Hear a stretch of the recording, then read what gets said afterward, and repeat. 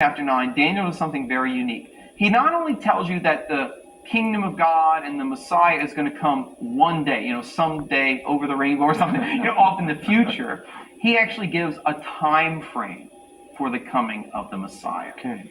So in Daniel chapter 9, he says this. This is verse 24 and following.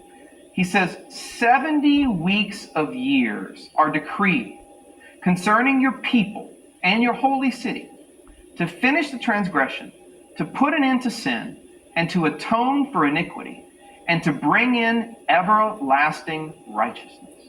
And then he goes on in the next verses to actually talk about the fact that during this period, a anointed one, literally in Hebrew, a Mashiach, Yes. we get the word Messiah from that Hebrew word Mashiach, that a Mashiach will come, but he will be cut off, which is a Hebrew expression for put to death, that he will be killed, right?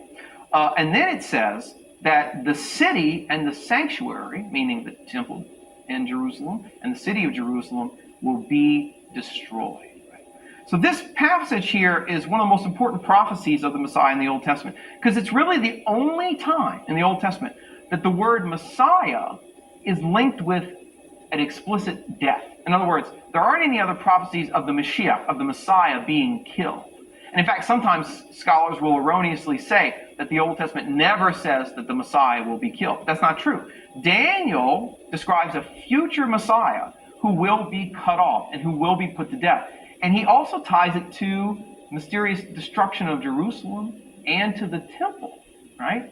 And he says that it's going to take place sometime within this period of 70 weeks of years. Well, what does that mean? Well, in the book, I lay out in more detail. Basically, what Daniel does there is give a timeline of 490 years.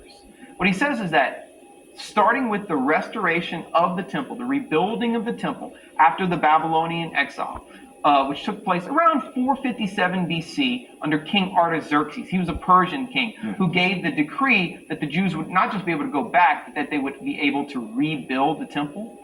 What Daniel says is 490 years after that decree to rebuild, there's going to come a Messiah who will be put to death, and then the temple and Jerusalem will be destroyed.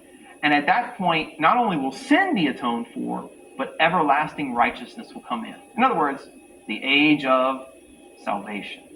Now, why does that matter? Well, if you do the math, 490 years after 457 BC would put you right around 30 AD. You know anything significant that happened in around 30 AD? Yeah, right. yeah. It's the coming of Jesus of Nazareth, the preaching of the gospel, and then ultimately his crucifixion by the Romans, his death on the cross, right?